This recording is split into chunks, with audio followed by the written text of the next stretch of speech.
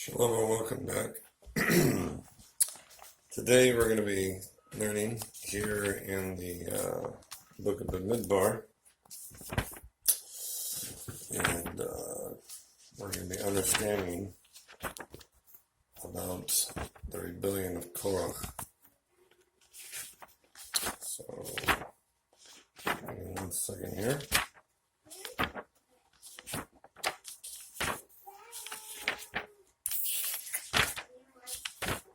There we go.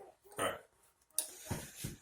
So, like I said, Shalom and welcome back. And today we're going to be learning about the rebellion of Korach. So, without further ado, let's pray. Adonai, Lord God, I just pray. Help us to keep doing the commandments and statutes. Help us to walk in love and mercy. Help us to run away from the world. And help us to run away from the world's ideologies, that we walk in the ways of justice, mercy, and truth. Amen, amen. So why is it so important to know about the rebellion of Korach, and what does the rebellion of Korach really represent? Well, one of the first things you have to understand is the rebellion of Korach represents those who oppose the Torah. It represents the ideologies of those who represent their own falsehoods of the Torah, and those who seek to press against the people to obey the opposing view of the Torah. So this is a very serious thing. Korach himself, here he's a Levite. He is mentioned in Shemot as being among the elders that were actually spoken to when Moses came down. And later on, Korach goes crazy. He wants to usurp the priesthood. He also wants to usurp the Kohanimship. And he also ends up wanting to become the Kohen HaGadol, which ultimately becomes the biggest stupidity of everything that Korach stood for. He deceives over 250 men. Those are elders specifically that followed him vehemently. And then he deceives thousands upon thousands of others because of his lies and the twisted terminologies that he invested into his own self and his own ideology of thinking. How did Korach rise up? Korach rose up, according to the Torah, out of his own perception and the way he wanted to view the Torah. So when he sat there and began reading the Torah and began taking what Moses was giving to the people, he decided to alter the path and go on to a whole different direction, which was about self-worship, him being put in a position of authority, him degrading Moses' authority, him degrading Aaron's position, and him trying to get into this ideology of trying to press upon the mentality of trying to create this belief and ideology that Moses and Aaron, who are brothers, that they put themselves in this leadership, that they coerced a plan with each other and put themselves in the leadership, which was all made up. The funniest thing that we have that we can look at the Torah is the fact that, number one, when it came to Moses and Aaron, they had spent most of their life separated from each other. They had 40 years of complete isolation from each other while they were in their 40s all the way to 80. So the time period of which, knowledge and understanding of each other and ability to have a good, strong connection and stuff wasn't there. And yet they were assumed and they were being plotted and lied about by Korach's men and Korach himself, that he wanted to pretend to say that they had coerced this plan together and that they elevated themselves and that that's why they're the ones in leadership. And all of this is because Korach refused to follow the pattern of the Torah, which says, do not follow after your eyes. And Korach refused to follow the Torah, which said that they were to obey all the things that Moses was teaching. And Korach he went in his own dark path. And so why we read this and why we repetitiously look at Korach is because Korach represents all the people in leadership that tried to usurp and turn away people from what the Torah says. They're the people in leadership that try to recreate their own ideology of what the Torah says, or the own ideologies of what the Torah teaches, and they want people to submit to them. And we find in the story of Korach that the biggest disconnect that really started happening was how many thousands of people thought these guys were righteous men. How many thousands upon thousands of people thought Korach, these guys were the ones that were leading them into Torah, which is exactly the problem. What does false leadership look like? What does it do? It disturbs and it creates a messed up understanding of the reality of Torah, and it perverts it. And through the perversion of what they do, it creates the people who are ignorant of Torah, who don't know the laws, who don't understand the teachings in the Torah, to go in the wrong direction by following after these guys rather than following the truth. So this is one of the biggest things you have to understand when it comes to the rebellion of Korach, is that it's a huge thing. It's going on even today. And that people that are in leadership, people that are trying to act like they're leaders, act like they're in authority, act like they have authority or whatever, these are those people today that have led so many people astray. And the Korachs come in many shapes and forms, and it comes in many different congregational settings. And one of the biggest problems as to why there is such a huge issue today with why there's such a lack of unity, why there's such a lack of universal understanding of the Torah and the correct mentality of understanding and receiving the Torah, is because of the Korachs out there. And of course, the Datan and Avirams. So the Bible says here, V'yikach Korach ben Yitzhar, so this is Bamidbar, chapter Tet Zayin, which is 16, and verse Aleph. So it says, V'yikach Korach, and Korach took ben Yitzhar, the son of Yitzhar, ben Kahat, the son of Kahat, ben Levi. So notice we get to the point of remembering that he was a Levite. Datan and Aviram, and Datan and Aviram. So these guys created kind of like their own little trinity, right? So you have Datan and Aviram and Korah creating their little trinity group, by which they were the ones that were caught up in creating this massive rebellion. And it says, Ben Elav, the sons of Elav, On, Ben Pelet, Bnei Reuven. Now, On is mentioned in the thing, but then he disappears because the context is that he was caught up in the rebellion, but then there's a dispensation that he kind of veers away from the rebellion because he's not mentioned again. And that's the context that we learned is, why were these guys still mentioned? Is because, the other guys realized that he was on the wrong side of the fence. So it says, Ve'kohumu, and they rose up lifnei Moshe, so that means that they rose up in rebellion before Moshe. Vadashim, mi b'nei Israel, and men from the children of Israel, Hamashim Matayim, so 250 men. Nasei Eda, they were all elders of the Sanhedrin. So this is what was a really, really huge problem, is that these were all elders of the Sanhedrin, and there are 250 of them.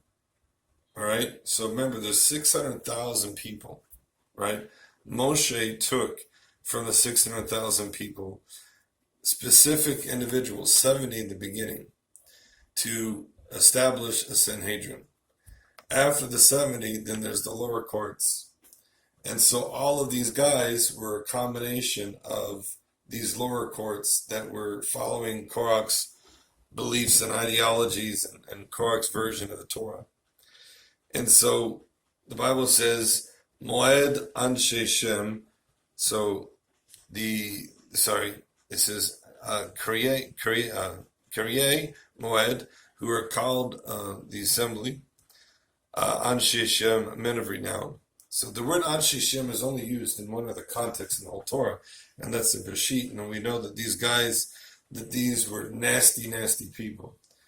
These were guys that were just like self-elevated, self-exalted, all that garbage, and that they really, really caused a big problem amongst the people because of the attitude of how they presented the Torah and they presented the way they wanted people to view them. It says, Vayikalu, and they gathered al Moshe against Moshe, va'al Aaron against Aaron. Two things. They gathered against Moshe and Aaron, right?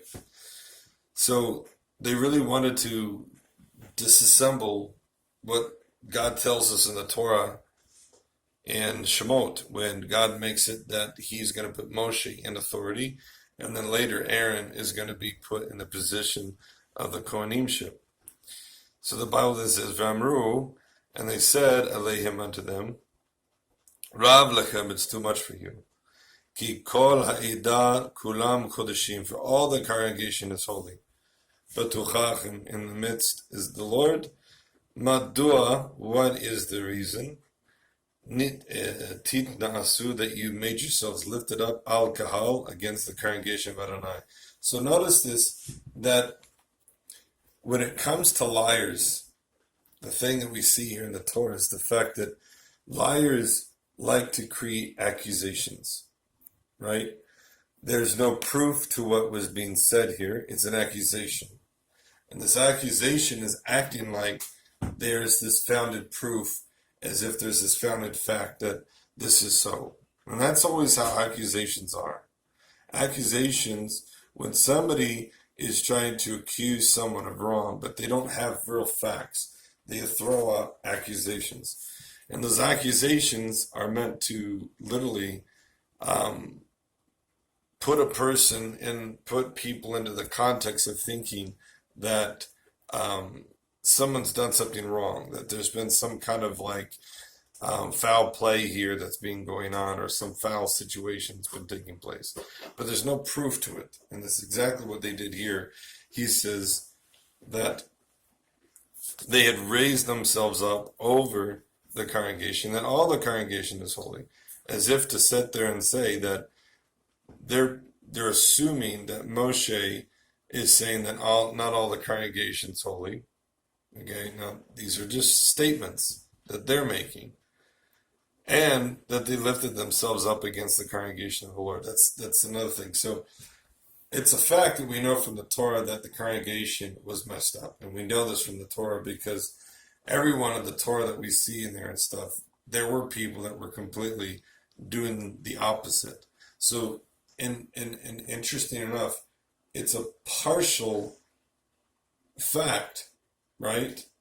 That we can sit here and say that what Korach was doing was he was trying to pretend that Moshe was wrong in that. Okay? So we know that Moshe was right in what he said about the congregation being messed up, right? But then this is where it gets twisted. So the fact is it true that the congregation was messed up? Yes. Moshe, we know through the Torah, tells us the congregation was messed up. So Korach tries to flip it to make it sound like the opposite. He tries to make it flipped as if that's not true. He tries to make it sound like all the congregation is holy, which that wasn't true. Okay? So we see that he uses an opposite, a direct opposite. So Moshe says there's a problem, Korach says there isn't. Right? So this is what we see in how Korach treats. And so it was kind of like it was pulling in the ears of people because people found that more attractive sounding. Oh, there's not a problem. Moshe said there was a problem. Number two, they lifted themselves up against the congregation of the Lord. So this is the thing we find here is, once again, the fact that we see in this picture here is the fact that when they're talking about, like I said, the partial truth is, look at the fact of how they're playing this. They're looking at Moses as if he's lifted himself up against the congregation of the Lord. Well, it's truth that Moshe was opposed to what was going on with the people. But it wasn't true that he lifted himself up as if he was doing this on his own accord. The Hebrew word that's used here is the word nasa, but it's used in the hitpa'al form. The hitpa'al form expresses the attitude of doing something yourself, as if like you're motivating yourself to do this. So you notice this, that the enemy always likes to play games where there's a partialness that's correct, and then there's a partialness that's completely just an absolute lie. The partialness is correct is that Moses was opposing the people. That was correct. But did he oppose the people on his own accord? No, that was not correct. And so that's the way you always are going to see liars and how they speak, is they're going to utilize the partial truth aspects to confuse people, because you got to remember this. I've said this in the videos. Lies cannot be absolute lies. That's why you find governments, societies, whatever it is, they never just use 100% absolute lies. They always mix partial truths in it, because that creates the confusion. And that's why people get really caught up and thinking, oh no, this is what it is, when it's not. And that's because it's like what you see with media when they take something and they twist the fact. For example, like shark attacks. I remember there was a big video that was on this, that there was a time period in the 90s where news media was trying to make it look like sharks were being aggressive and that more attacks were happening that year and then they could have fathomed. Was it true that shark attacks were existing in that year? Of course it was true. Was it true that shark attacks were existing at a high volume, that it was increasingly more at that time than ever? No. That's the thing. They take something and then they twist it. And that's exactly what Korach did. He took the very thing of what Moses was doing and they twisted it. And so by taking it and twisting it, it creates this whole ideology that becomes this massive lie. And that's because he's taking part of the element that's happening and he's using it to try to create this alternate version of the reality. And that is why you see this and stuff, that all of these things that are going on with the fact of how Korach was, it perverts. And you'll see this exactly so much when you listen to people when it comes to trying to deflect or turn away from a correct interpretation of the Torah. That they will take the partial things that they see, they will talk about it as if to give it some credit or as to give it some airtime, but then they will twist so they can turn the other direction, so that what happens is it goes completely opposite of what it's supposed to be said or understood. So in these very things, we see the fact that Korach's rebellion is a rebellion of twisting the facts.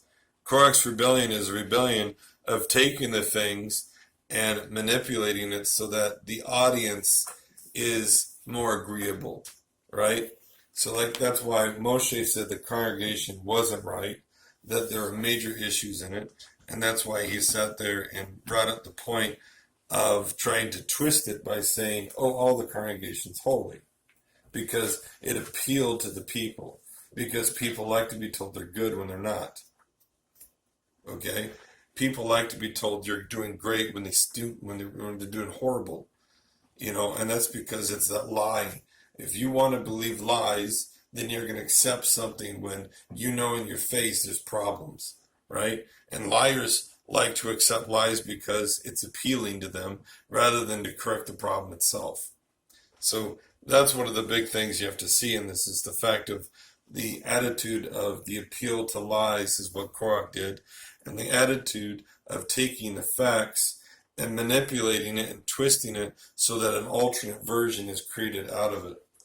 So then he goes on to say, Vishma Moshe, Moshe heard, V'fell upanav, and he fell upon his face. So what does it mean he heard and he fell upon his face? That's again one of those things we can look at and think like, well,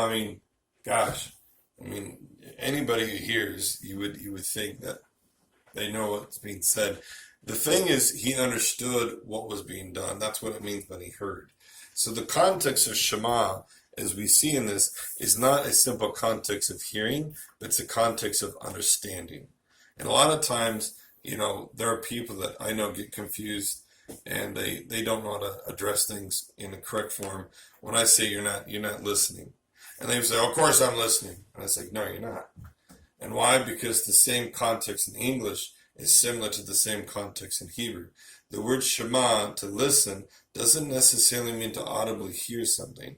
It means to hear with understanding. And that's one of the things that we find is that when Moshe heard with understanding, he knew what was being said, and he knew the context of what was being done and how things were being pulled and twisted, and he knew exactly to what level it was being used at in order to elevate Korach's stance and ideology. So when Korach was speaking this and Moshe understood what was being said, it says he fell upon his face. What does it mean he fell upon his face?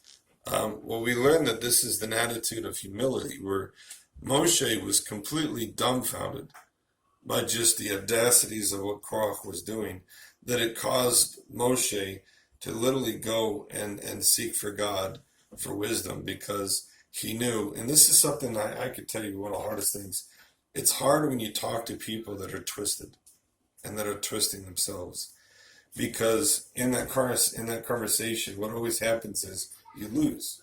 Even when you're logic, even when you're saying what's true, even though what you're saying is complete, you end up losing. And the reason why you lose is because the emotions get poked and poked and poked and poked to the point that when you falter by getting caught up in that, you fall apart. And this is the point of why I said that you lose. Because it doesn't matter how much truth you say, it doesn't matter how much correctness of what you're speaking of, when you get involved in these kind of arguments and we don't speak in a spiritual platform like we ought to, we get pulled.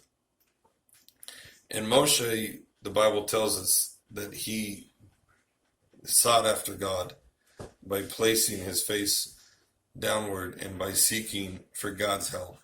It says, Vaydeber el Korach, and he spoke unto Korach, el kol ha'edut, and all his congregation, and we're saying, Boker, Yodea Adonai, God will make known, et asher lo, that which belongs to him, et HaKodesh, the holy place, HaKireh velav, who draws near unto it, vet asher yivechar bo, and then whom he would choose in it, Yikarav shall draw near love unto him. Zot asu kahu lechem, this do, take for yourselves, machtot Korach v'kol edato. He says, take the fire pans Korach and all of his congregation. So why is Moshe saying to take the fire pans, right? We know this is forbidden, right? It's a sewer. So we have to look at the fact of, there is a need when you're dealing with people that are really ridiculous in their sin and they're ridiculous in their logic and thinking, that sometimes there's a need for reverse psychology, where we have to sit there and we have to get into the head of the people by saying, all right, here, if you really think that's yours, go for it, take it. Because the ideology is they should be thinking, whoa, stop. You know that's forbidden. Of course it's forbidden, so why would you stand up and do these things? That's the point. That's the point. The point is to get the person to think. So, that's a very important part that we see with this, is that Moshe, when he speaks to the people, he's speaking to try to get them to think and rationally go back with their irrational behavior, question the behavior they're doing at the moment by bringing up a statement that would cause question to their actions. So he says here, V'tanu behem eish v'simu aleihem ketoret lifnei Adonai, and put to them the coals and place upon them the incense before the Lord, machar, tomorrow. V'haya ha'ish, and it will be the man asher yivechar, that which the Lord will choose, who hakodesh rav lechem, he is the one that's holy. It is too much for you, b'nei Levi, the sons of Levi. So notice this, he reminds them that they're the sons of Levi, and they're not the sons of Aaron. They're not from the Kohanim lineage. They're not from the Kohanim side of whatsoever. Just because they're Levites, that's nothing. They're not Kohanim. And therefore, because of that, that is why he places that stance in their head to remind themselves, hey, remember who you are. You're a Levite. Right? So he says, Vayimer Moshe el Korach, and Moshe says in the Korach, Shemuna b'nei Levi. So now this is the second time he's pleading with them. He says, please listen, sons of Levi. Hama'at bichem ki hivdil Elohei Israel.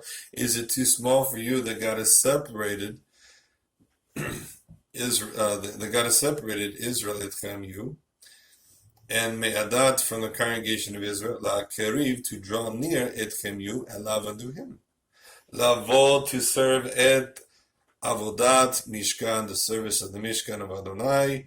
La'amod, and to stand lifnei ha'idah, before the congregation. Lasarata, to attend it. So notice this.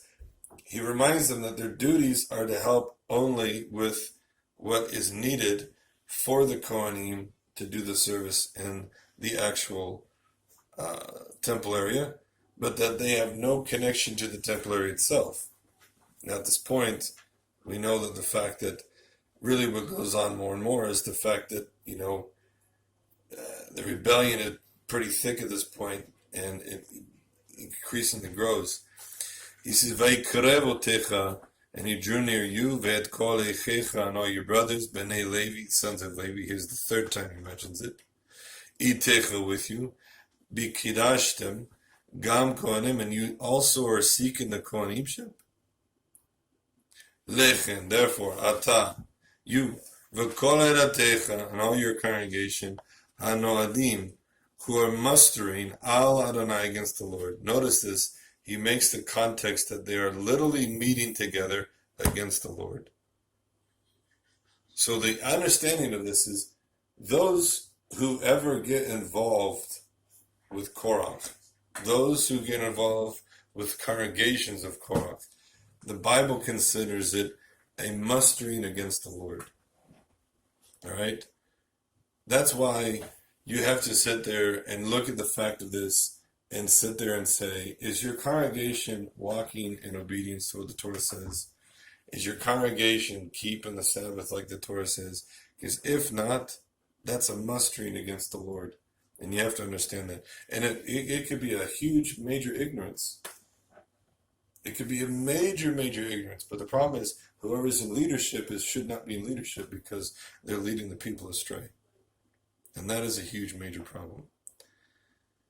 And that's why you want to stay away from that stuff. It's better to be alone and to keep the Torah than to be with a group and be assembling against the Lord.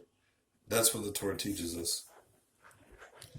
So Aaron, Mahu, and Aaron, what is he? Ki talunu, alav, that you will complain against him. Now that was a really funny thing because, Aaron, it really wasn't him so much in the beginning. It was Moshe that they were really fighting. But then when they brought Aaron involved and then they started to become against Aaron, he's like, what is this you're against him? Like, what did he do? Right? So it says, Vishlach Moshe lekro la'Datan la'Aviram. So Moshe he sent forth to call Datan and Aviram, Bnei Eliav, Ve'amru lo na'aleh, but they said they will not ascend. Notice that he did not call On. So On obviously dropped off of the whole scene with it. He completely reverted, and that's what we learn from the context of it, is that instead of him being caught up and continuing caught up in the rebellion, he reverts off of it. So the only ones left is Datan and Aviram. That's why I said there's this little trinity of rebellion that goes on. Korach, Datan, and Aviram, right? So it's Hama'at ki halitanu. Is it too small that you have lifted us merits from the land of Zavat, Chalav, Davash, from the land of flowing milk and honey? This is Lamitenu, to kill us b'midbar, in the wilderness. So here's the sickness, all right? The Tani Aviram called Egypt the land flowing with milk and honey. That is how twisted they were. They wanted to be in bondage. They rather be in bondage. They rather live in sin. That's what they said. But midbar, in the wilderness, ki tis tarer, that you have made yourself rulers, aleinu, over us. Gam he's tarer, and also he makes himself ruler. So once again, that's the thing. They had this really wicked idea of looking at Aaron and looking at Moses as if they had made themselves rulers over the people, rather than believing that God ordained these people to be the leaders of the people. So he says, Aflo eretz v'chalav v'davash, you He says, not unto a land of flowing with milk and honey. Havatano, have you brought us? V'teten lanu, to give us nechalat sadeh, a portion of the field, kerem, a vineyard, ha'anana ashim, the eyes of the men hahem, of these men, tena'aker lo, that you may blot out, literally bore out, as he puts it. Lo na'ale, we will not ascend. So it's like, even if they were to bore out these people's eyes, they wouldn't go. They're twisted people. But notice this, the fact of how wicked people, they speak so aggressive and so intense. So you have to look at this and realize this and stuff, that, you can start really labeling down when people get really insane. Is, number one, they make accusations, but they don't have any proof to back up their statements. And the accusations are always going to be used in order to make somebody look like they're bad or wrong. The other thing too is, their stiff-neckedness becomes even more so as they continue on, to the point where they even speak in more aggressive and sane speech, right? And this is what we see here in the scriptures, that this insanity speech that they use to try to make others think that they're so headstrong and so steadfast and what they have, that, and then, the funny thing is, you got to think about this and stuff, right? They try to speak in a way that makes it look like Moses is a tormentor, right? Oh, you could blot out their eyes and we wouldn't come. Like, that's what Moses does, right? Are you kidding me? Here they are trying to pretend that Moses tortures people because they use such an extreme talk. Oh, you could even blot out their eyes. We still wouldn't come. That's the insanity. And the thing is, if you listen to their words are so crazy that what they're speaking is absolute spiritual death out of their mouth. Because the way they're speaking is so disgusting, it's so vomitous, and it's so aggressively ridiculous. They want to make themselves sound like they're such victims. Oh, we're the victims. We're the victims. That's how they always want to make them sound. And that's part of the whole attitude of when you have to really see the fact of like how spiritually insane these guys were and how spiritually insane people are when they talk in this manner.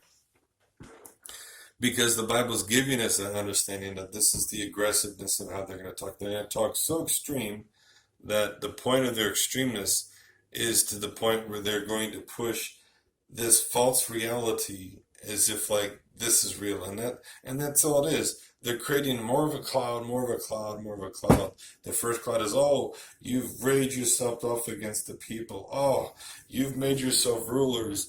Oh, these people are holy, and you keep saying that they're sinners. Oh, and even if you pluck their eyes out, we still won't come. Like, you're so abusive, you're so mean and cruel.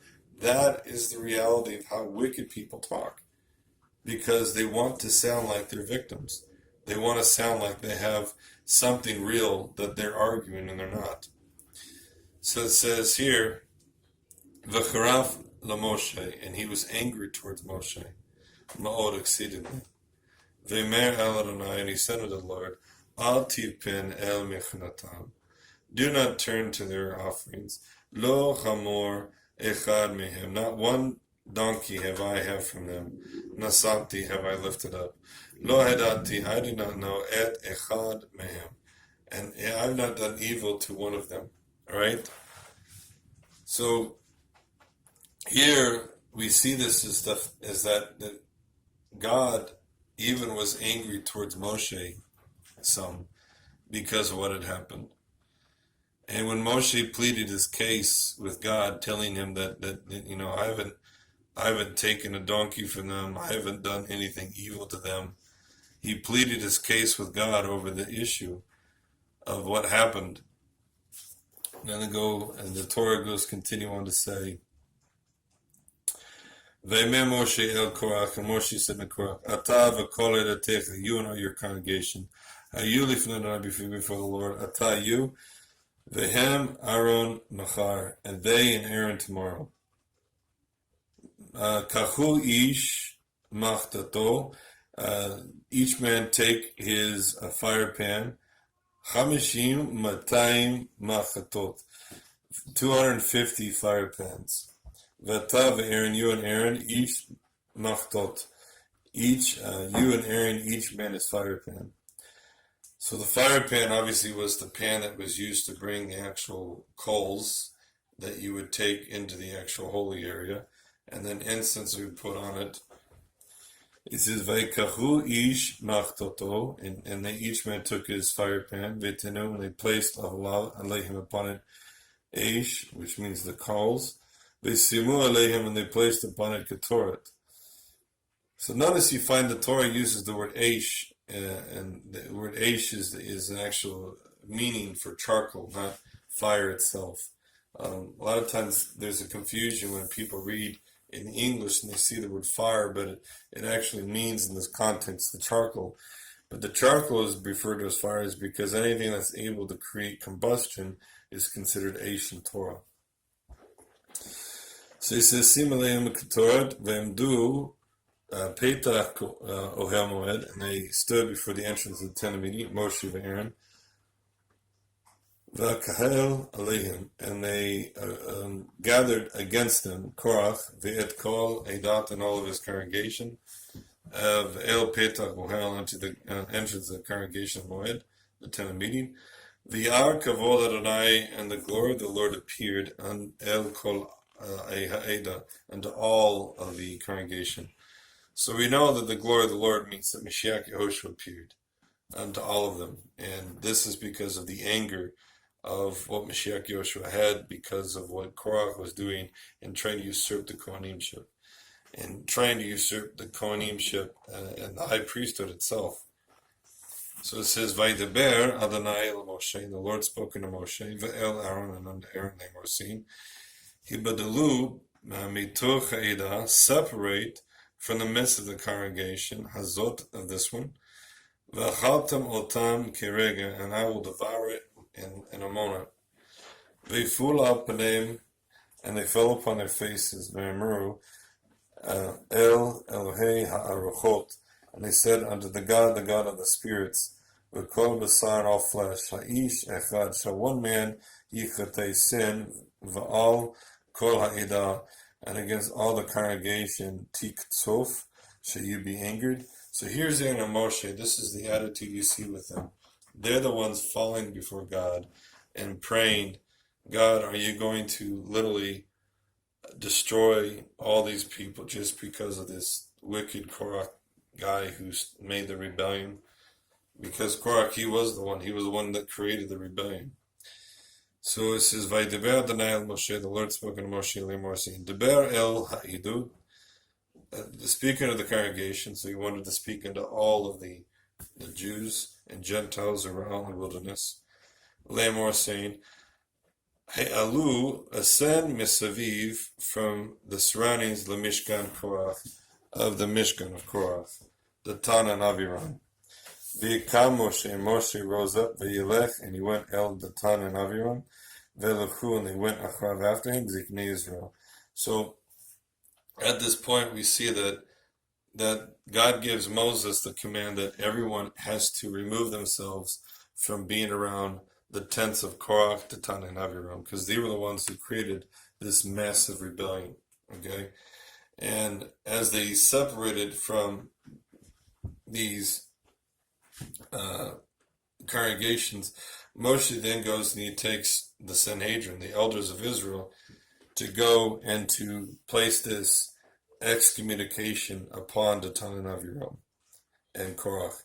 He says, "Vaydeber el adut," and he spoke to the congregation, lemor, saying, "Soror na me'al ahalei anashim," turn away from upon the tents of these men, harashim, that are wicked. He says, "Eli ve'al tigeru b'chol asher lehem," and don't even touch anything that belongs to them. "Ben tisafu, lest you be grasped b'kol chitam, and all their sins."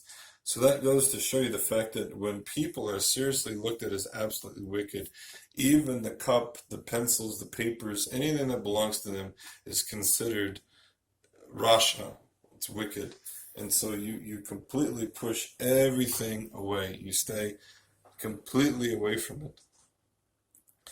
And it says, Vayelu mi'al mishkan Korach, and they ascended from upon the Mishkan of Korach, so the tabernacle of Korach, the Tan and Avram, Misaviv, but the Tan and Avram Yetzu went forth Nitzavim, standing against Bepetar Ohalam, in the entrance of their tents. When I say, so these guys were so arrogantly proud in their wickedness that they stood in this attitude of just defiance. And it says, Nasehim, their wives, Benehim, their children, Vatafam, and their young ones. Veikra Moshe said, Bezot tidu, this you know, Ki Adonai shalachni, the Lord sent me, Lasot to do et kol ma'asim ha'eli, all these things. Ki lo men Levi, that it's not from my heart. So Moshe was making the point that none of these things was from his heart. If it was from his heart, then this would mean it was from his own personal desire, his own personal drive, his own personal seeking for gain and for popularity or whatnot. He says, Im kamot kol ha'adam, if like the death of all the men yimatu, they will die. Ele pekudut kol adam yifked eleihem v'lo Adonai shlachni. He says, if they're appointed like all of men, and they're visited upon them, then he says, then the Lord didn't send him. He says, V'im bariah yivara, but if creating a new creation, Adonai prats, and he opens forth Adam on the ground, et bihat's mouth, ba'ala, and it swallows utam them, ve'et kol asher lehem, all that belongs to them, yirudu chaim, and they descend alive, sho'alah, toward the grave, yadatim, you will know, ki na'atztu, that they blasphemed, ha'enashim, these men, ha'eli, et Adonai, so that means they spoke such wickedly against God's word. Vihi kecholoton, it was as they completed, ledeber, to speak, et kol adivrim, ha'eli, all these things, tibaka, they,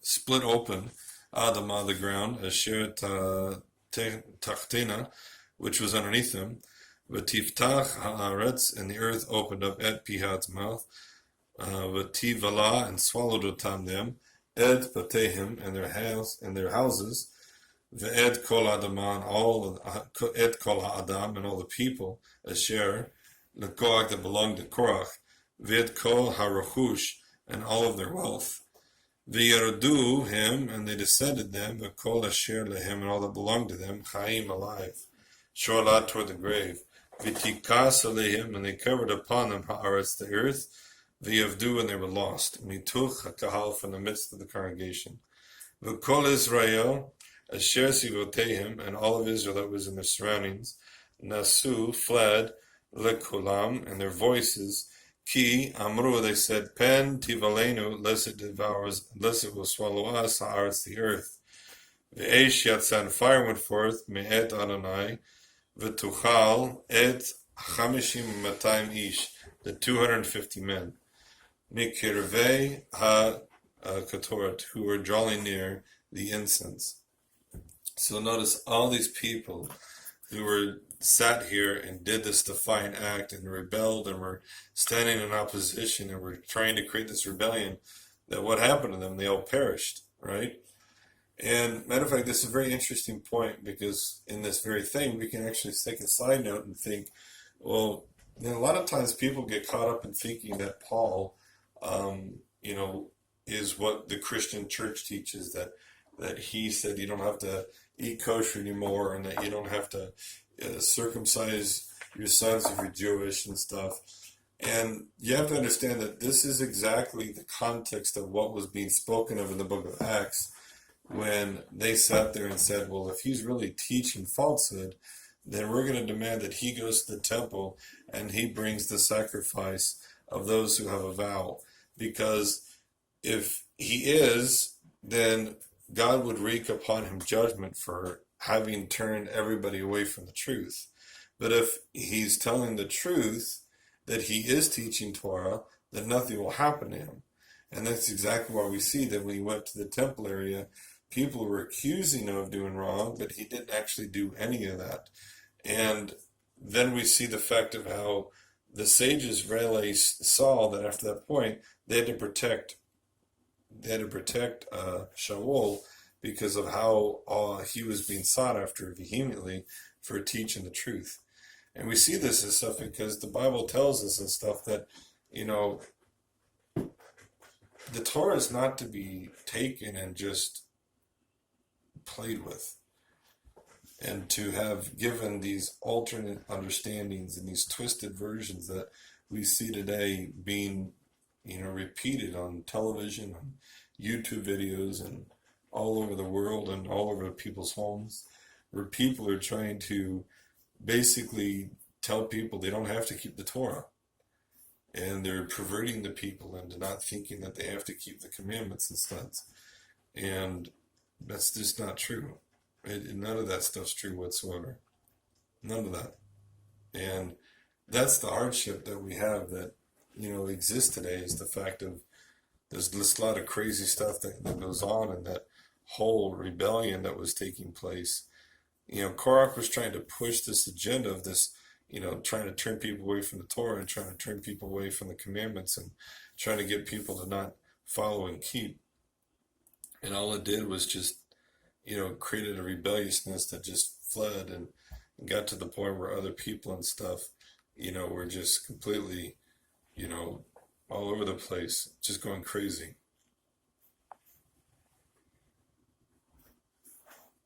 Right back.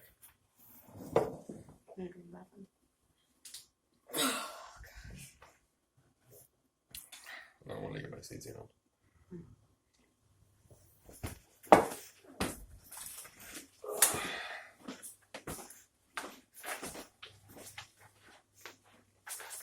I think we're gonna have to leave.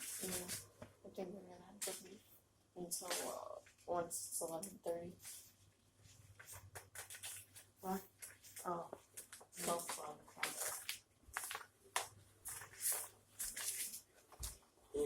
Hmm? It's been my day or Yoshi's day? Your day. It's supposed to be Yoshi's day. But because Yoshi and Tikva have to work, it's gotta go to you. So Yoshi pushed me around. What? Yeah, you pushed me around. He's like, no, it's my day. I was like, Tell him to get over here, I said. Jesus. she's like, everything. It's almost 11 o'clock. Can you get my... Oh, can you go get my phone real quick, please?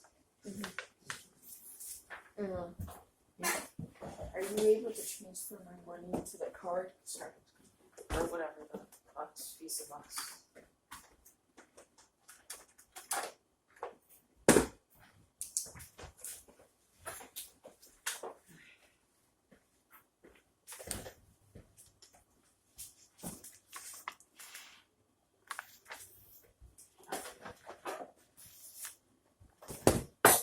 Oh, but you have the video still playing.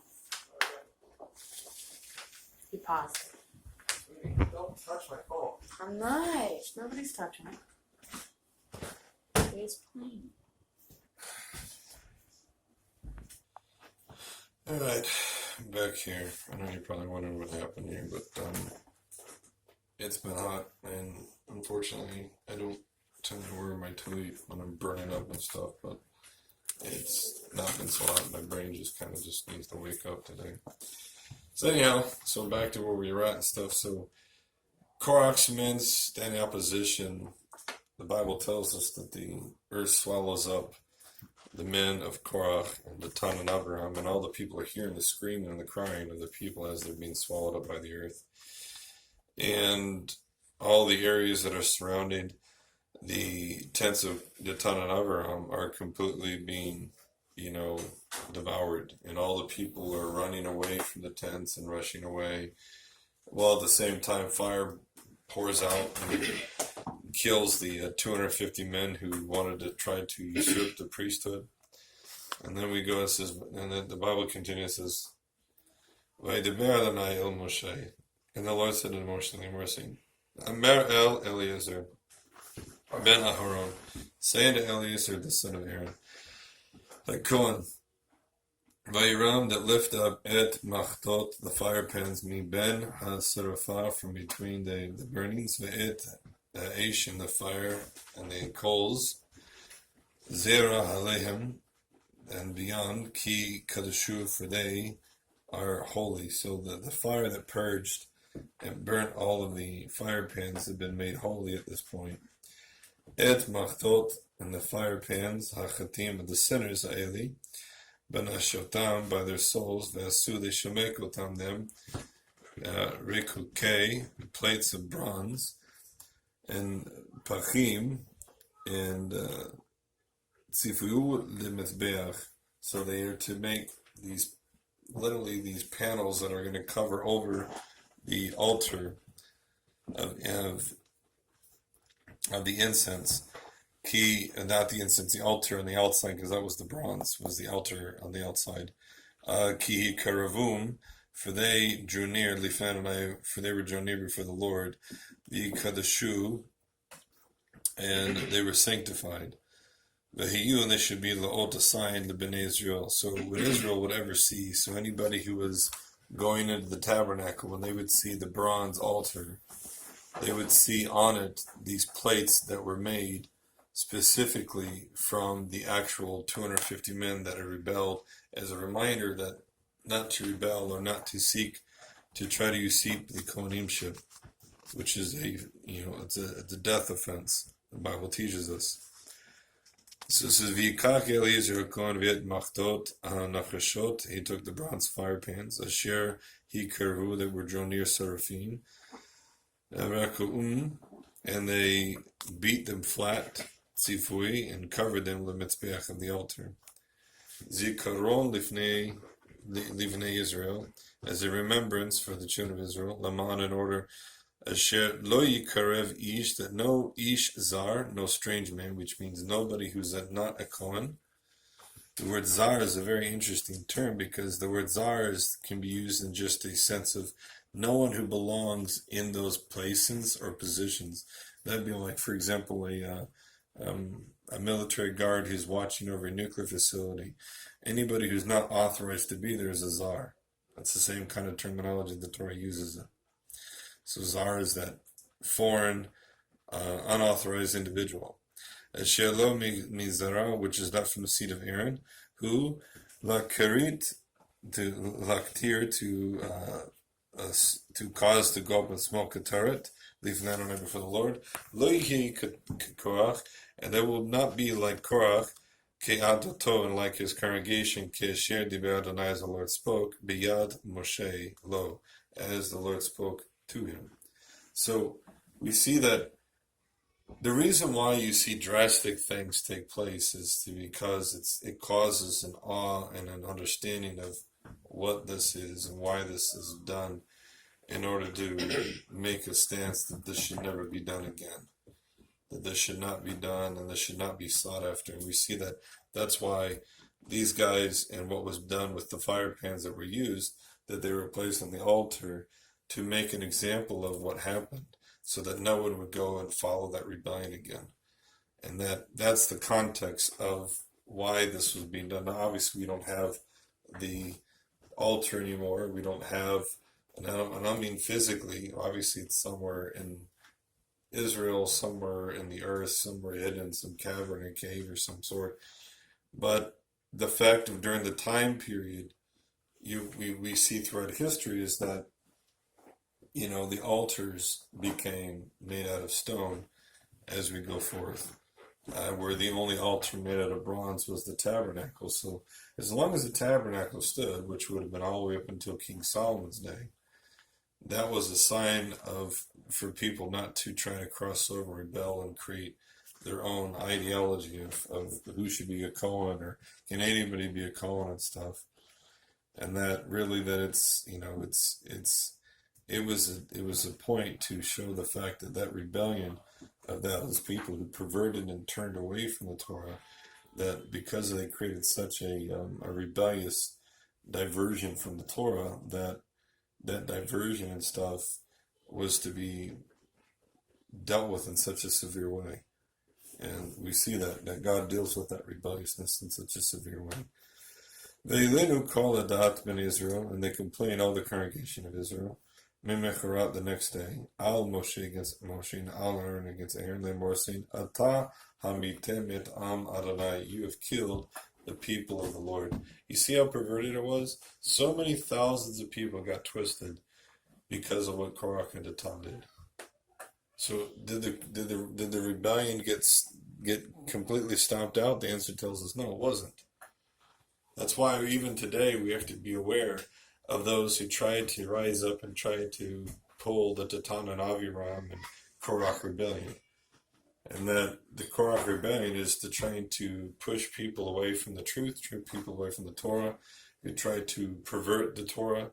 You know, so when you have people trying to teach against Mashiach Yehoshua, that's a Korach Rebellion. When you have people trying to teach against the Brit Chadashah, or trying to teach against the prophets and stuff, that's a Korach Rebellion. When you see people trying to oppose the new covenant teaching and trying to make it into a lawless teaching, that's a Korach Rebellion. All these things are so important to understand, because look at what it does to people. You know, the fact that they try saying all the people are holy, it was an ideology. It was trying to make people feel good in their sin. That's why the Bible tells us in the last days that what's going to happen is, you know, the Antichrist, when he rises up, and the false prophet, when he rises up, is going to try to gather people into feeling comfortable with living in sin rather than being obedient. And that it's going to try to make people feel comfortable that they can live however they want to rather than the way the Torah says we ought to. So it says here, afterwards, it says, Vehi kahal adat, and it was that when they entered the congregation, when they gathered, the congregation, al Moshe and al Aaron, against Moshe and Aaron, V'yifenu el ohel moed, they turned unto the tent of meeting, V'nei kasu hanan, behold it covered the cloud, V'ar kavod Adonai, and there appeared the glory of the Lord. V'yivo Moshe came, V'Aaron el ohel moed, unto the tent of meeting. V'yidaber Adonai, the Lord spoke unto Moshe, Lamor, saying, Haramu mitoch ha'eda hazot achalta moltam kerega. Remove yourself, he says, from this congregation, and he says he would devour them like a moment. Ve'yiful al paneihim, they fell upon their faces. Ve'emer Moshe el Aaron, and Moshe said to Aaron, Kach et machta, take the fire pan, ten eleha, place upon it eish, the coal, me'al hamitzbeach, from upon the altar, v'sim katoret, and place upon it the incense, holech meher, and go quickly, an ha'eda, unto the congregation, v'kapar leim, and atone upon them. Ki yatsa ha'ketzef, mifnei Adonai, hecher negef, behold, he says, the anger of God is going forth, because it already began the plague. V'yikach Aaron, and Aaron took Kesher diber Moshe, as Moshe spoke, V'yaratz el toch hakahal, and he ran into the midst of the congregation. V'hinei heichel hanegef, the plague had already begun, ba'am, against the among the people. So what was this plague? This plague was this heresy. It was a heresy belief. It was because of the fact that they saw these mighty guys who were wicked and evil, who were finally put to death for what they did, that the people got so crazy that they turned even against Moshe now and said, oh my gosh, I can't believe you killed these righteous men. And so this plague was this rising up of spiritual evil in these guys' hearts. And that as it was rising up in the hearts and stuff, there was a secondary thing, and that was where people were dying because of it. He says, Veitena Katoret, and he placed a Katoret, Veikafar al Ha'am, and he atoned upon the people. Ve'amud, and he stood, Ben Hametim and Ben Achaim, he stood between the dead and between the living. V'tetza Magefa,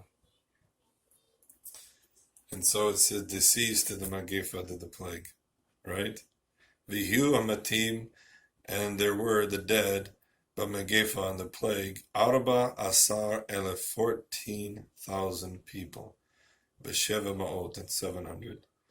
Milavad Hamatim, and besides the dead, Al Davar Korach, concerning the matter of Korach.